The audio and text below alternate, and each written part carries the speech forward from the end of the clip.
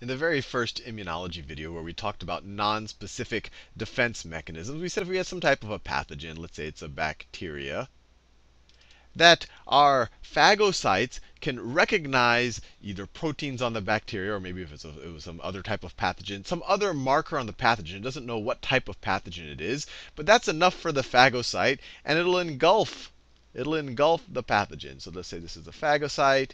It somehow one of their receptors touches one of the proteins that's on the surface of this bacteria in this case, and says, gee, that's not a good thing to have around, and so it'll engulf it. So the membrane is just going to surround the pathogen, and this part is going to go in. It's going to kind of pinch in, and the pathogen is going to get surrounded and get engulfed, phagocytosed by the phagocyte. So the end product, we saw this on the first video where I talked about phagocytes, is we're going to end up, so then the membrane is going to be completely around. This is going to pinch in and bubble around this thing. And so we're going to have the pathogen sitting inside of the phagocyte. It's going to be surrounded by a membrane. That membrane is called a phagosome. And we learned there's different types of phagocytes. It could be a macrophage, could be a neutrophil, could be a dendritic cell, dendritic cell. And we have it like this. And then we also saw in that video that it's not just done. The macrophage doesn't just digest this thing. That by itself is very useful. It got this bacteria out of the way. If this was a virus, it got that virus out of the way. But it does even more than that. It takes that and then it lyses it, or it breaks it up. It doesn't have to actually doesn't have to just, it breaks it up. There's several ways it can do it. But the bottom line is it processes it. And let me draw that. It'll break up the pathogen. And we saw in that first video on phagocytes that will actually have a lysosome bond to it and dump all sorts of particles that are going to break up and cut up this bacteria, in this case, into its constituent molecules. Maybe I could draw that. So it's going to come here, and it's going to dump all of its contents and break it all up. And then the leftovers, some subset of the leftovers, particular chains of the peptides, and remember, proteins are long chains of amino acids. Polypeptides are short chains. So you take short chains of those, and they're going to bond to special proteins.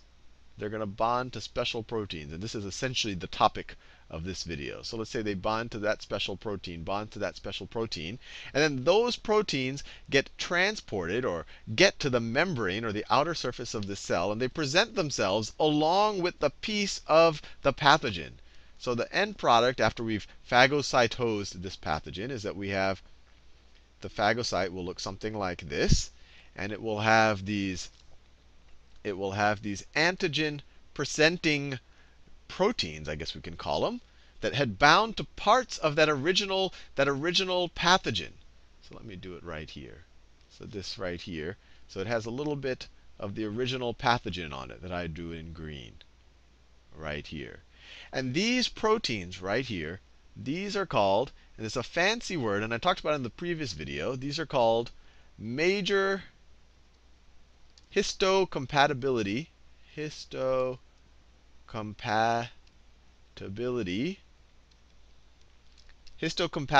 complexes. Or MHC for short, MHCs. And when we're talking about phagocytes, or macrophages or dendritic cells that are particular cases of phagocytes, the major histocompatibility complexes that they present after they've digested this molecule, this is an MHC class 2. So let me write this down. This is an MHC class 2 protein. It might seem like I'm really going into the minutia of what these proteins are, but we're going to see this is key for activating other parts of the immune system, especially the cell-mediated parts of the immune system. So this was the case with a macrophage or a dendrite. They engulf something, they chew it all up, and then the parts of the chewed up thing that they ate, they attach to these MHC2 proteins, and then these MHC proteins go to the top surface of the cell. The same thing, or actually not quite the same thing, a very similar thing happens with B cells. So if we have a B cell, that's a good color, B for blue, but we know B stands for bursa, but it could stand for bone marrow just as well.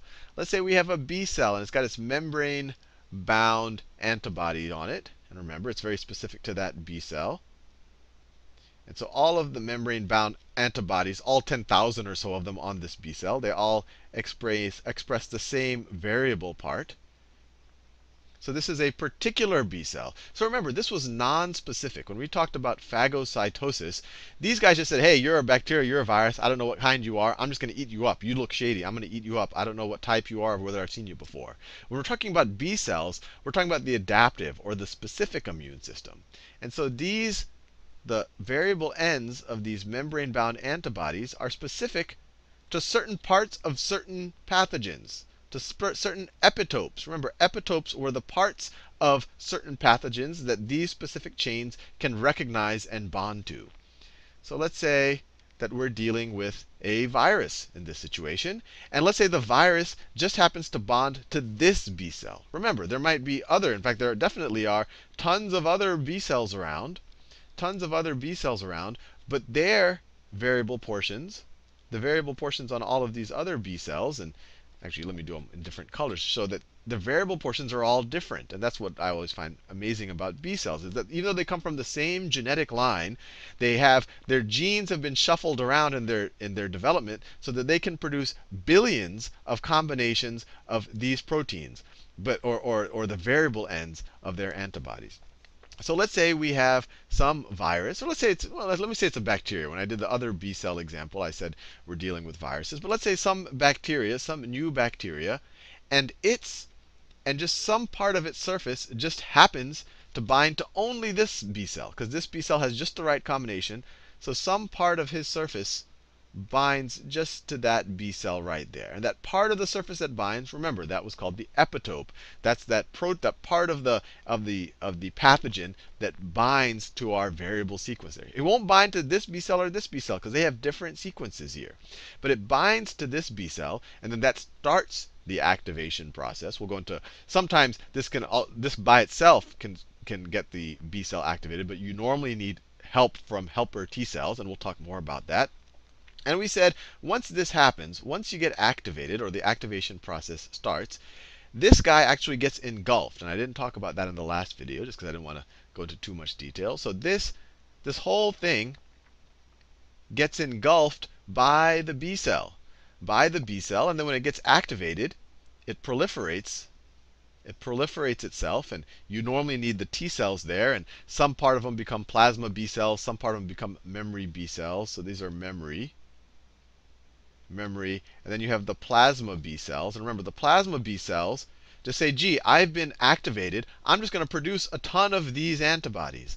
So the plasma B cell will just produce tons of these antibodies and start spitting them out so that they can attach to more and more of that pathogen and just mess them up in different ways. Either tag them, the green's the pathogen, tag them so that other macrophages or phagocytes eat them up, or tag two of them so you bundle them up so that they can't operate properly, whatever. I'm not going to go into detail on that. That's when it gets activated. But the interesting thing is that the B cell will also do what the phagocytes do.